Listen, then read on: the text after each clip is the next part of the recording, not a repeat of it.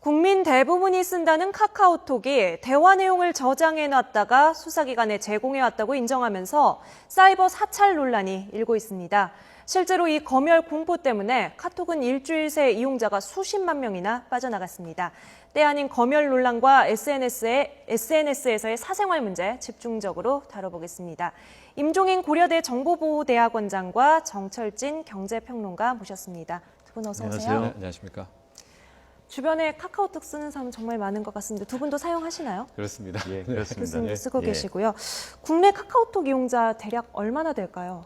일단 카카오톡 전체 가입자는 한 1억 3천만 명 정도 되고요. 그중에 이제 국내 가입자가 한 3,700만 명 정도 된다고 알고 있습니다. 그 정도면 스마트폰 이용자 가운데 몇 %나 사용한다고 그러니까 하실까요? 사실은 거의 대부분이죠. 그러니까 네. 지금 카톡은 스마트폰 번호하고 연결돼 있어서요. 예, 국내 가입자가 3,700만 명이라고 하면 뭐 한 80% 이상 카톡을 사용한다고 볼 수 있죠. 네.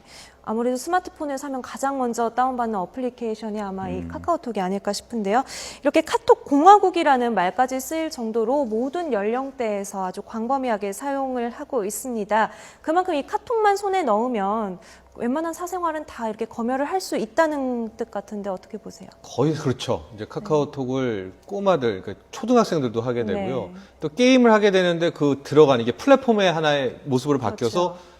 카카오톡에 가입하지 예. 않으면 게임도 할 수가 없습니다. 네. 그리고 최근에 좀 특징 중에 하나가 이런 심부름 센터 같은 데서 많이 자기네가 좀 능력 있다 이걸 홍보할 때 네. 그 카카오톡에 뭐 내용을 뺄 수 있다. 그러니까 악성 앱 같은 거를 뭐 심어가지고 예. 그렇죠. 뭐 남편이든 혹은 부인이든 심어가지고 그 내용을 이렇게 보게 하는 뭐 이런 게 마치 자랑인 듯 하는 걸로 봐서 카카오톡이 어느 정도 사생활을 엿볼 수 있는 그런 걸 어떻게 방증하는 이야기가 아닌가 싶습니다. 네.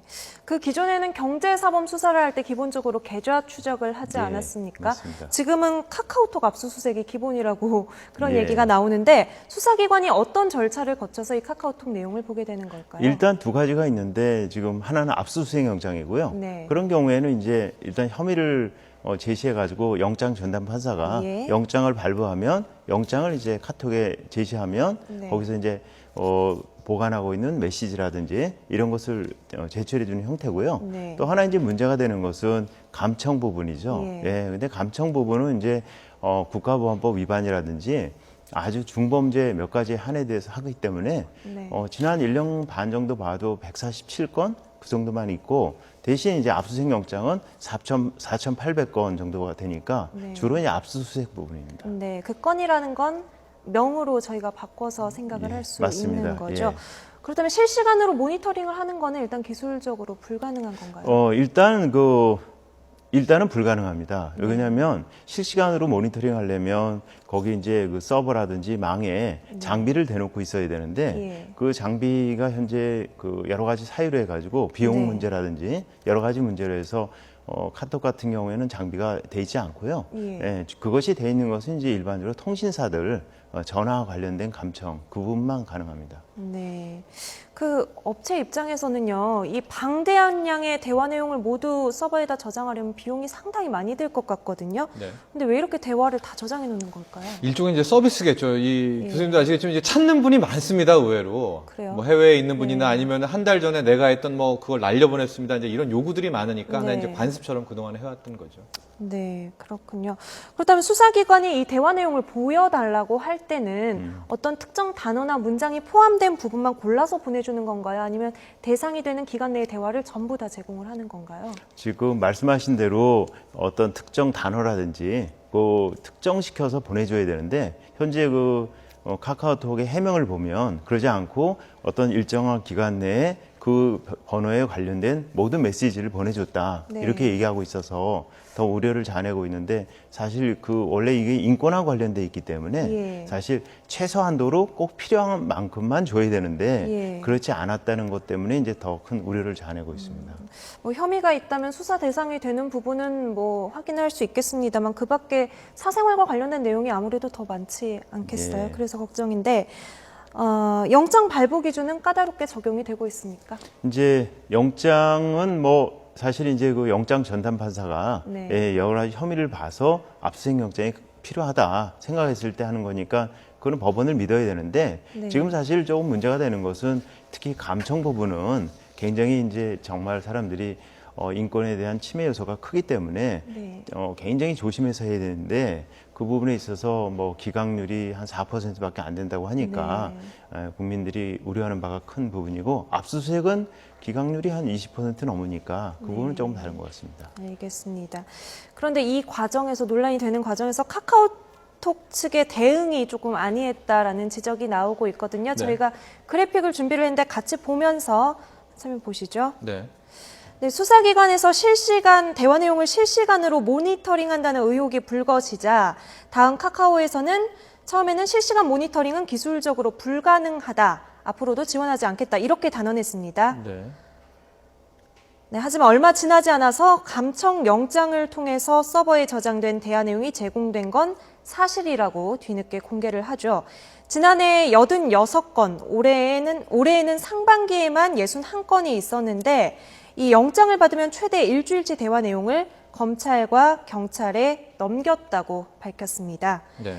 이 다음 카카오가 대응만 잘했어도 이용자들이 이렇게 빨리 빠져나가지는 않았을 것 같은데 지금 어느 정도 속도로 빠져나가고 있습니까? 대응 문제부터 얘기를 해보면은요. 지금 네. 가입자들이 가장 실망하는 것도 이제 그날 있었던 뭐 이서구 대표 등의 이제 예. 행태입니다. 즉 거기에 대해서 조금만이라도 좀 다음 카카오가 액션을 좀 보여줬으면 예. 어땠을까? 이제 가입자들 입장인데 아마 그날 기자회견에서 뭐 많은 기자들 질문했을 때 우리는 그냥 국내 설정법 따라야 된다. 네. 이제 그냥 뭐 마치 남일하듯이 얘기를 했고 또 네. 사건이 또 하나 불거졌었죠. 그 법인 변호사가 변호사. 예. 네. 뭐 불쌍한 중생들 이런 얘기까지 하면서 네. 오히려 마치 우리는 우리 길 가고 뭐 가입자들은 가입자들 길 가고 뭐 해야 된다라는 그런 태도 때문에 만에 하나 그때 좀 더 실제적인 액션은 아니더라도 추상적으로라도 좀 안타까움을 표현하고 이런 네. 얘기를 좀 했었으면 하는 게 거기서부터 시작이 돼서 뭐 그날 주가도 10% 폭락하고 뭐 그랬는데 네. 그러자 바로 이용자들의 좀 행동 아닌 행동이 나왔습니다. 가입자가 먼저 늘었는데요. 이용 건수가 크게 줄었었는데요.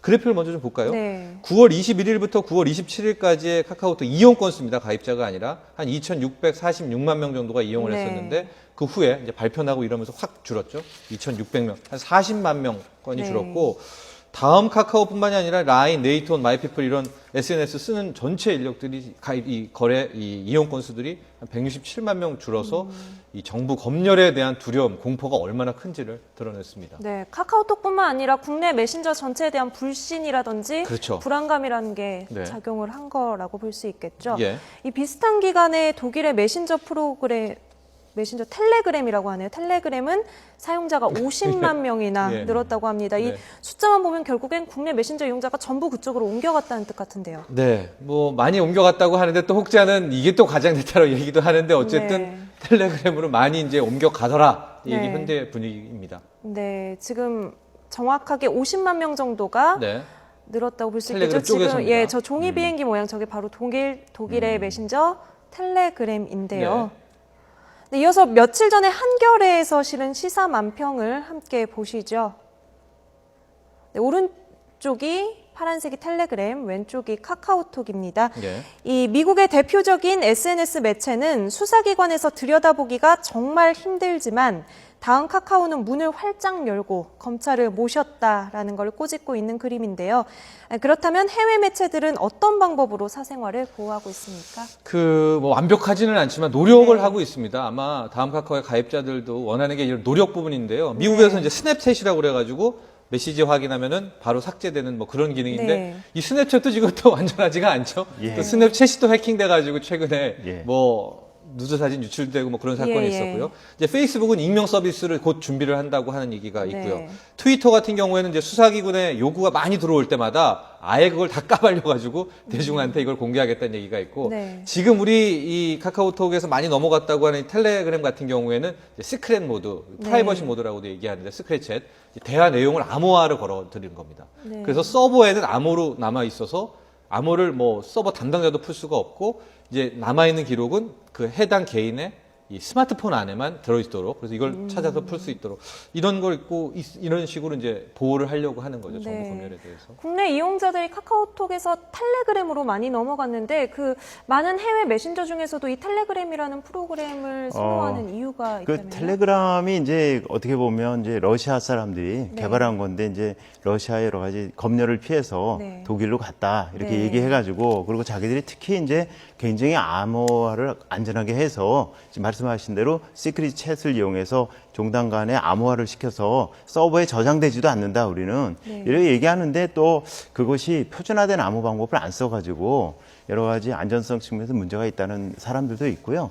비슷한 걸로 이제 우리 네이버에서 일본에 서버를 두고 운영하는 라인이라고 있습니다. 이 라인으로도 많이 갔는데 라인 같은 경우에도 이제 텔레그램처럼 종단 간 양쪽 간에 어떤 그 프라이버시 모드를 프라이빗 모드를 하면은 암호화를 통해서 하고 그 서버에 있는 것도 이제 암호화 시켜놔서 일정 시간이 지나면 자동 삭제가 되는 그런 기능을 하고 있는데 사실은 이제 카톡이 그런 기능을 진작 도입했으면 좋았을 텐데 하는 생각이 듭니다. 네, 진작 도입했으면이라고 말씀을 하셨는데 그래서 뒤늦게 다음 카카오가 내놓은 개인정보 보호 방안입니다. 주요 내용을 함께 보시죠.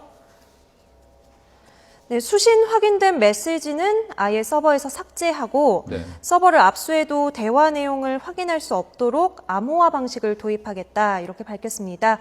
또 휴대폰에서 대화를 삭제하면 복구가 안 되도록 하는 장치도 마련하기로 했습니다. 근데 또 암호화 건 것도 한 3일 지나면 다 그것마저도 다 삭제하도록 저장 기간을 굉장히 줄였죠. 예. 뭐 일명 외양간 프로젝트라고 부르더라고요. 이 정도 방안이라면 어떻게 충분하다고 보세요?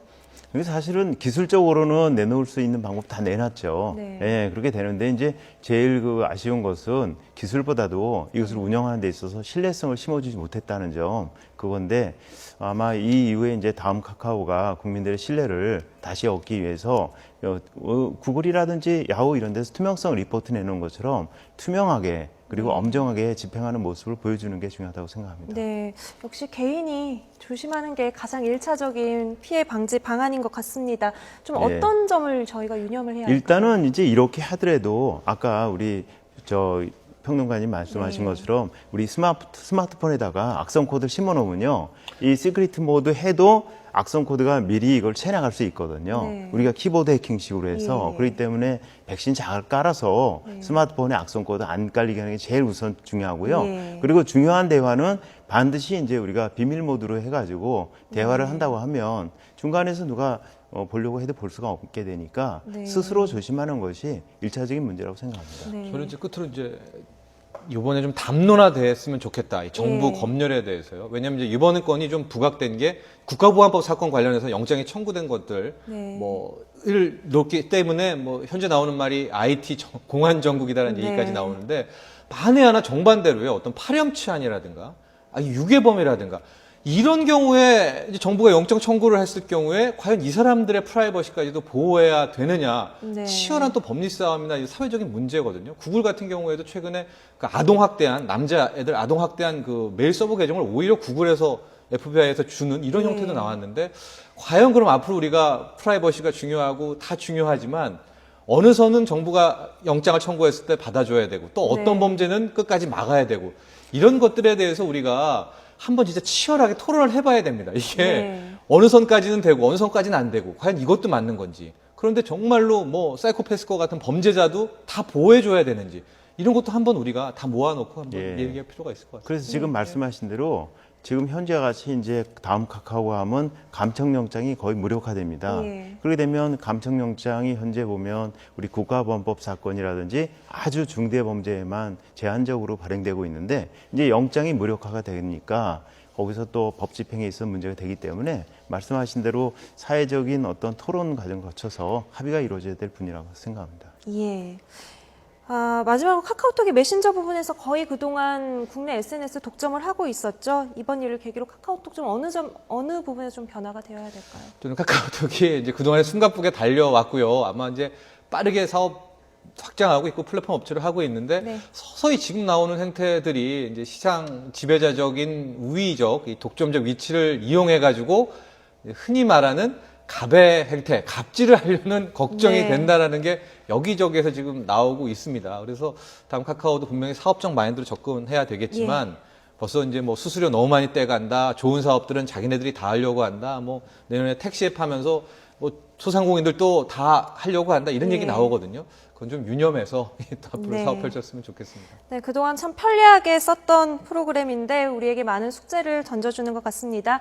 지금까지 임종인 고려대 정보보호대학원장, 정철진 경제평론가와 함께 SNS 검열 논란에 대해서 알아봤습니다. 두 분 오늘 말씀 감사합니다. 감사합니다.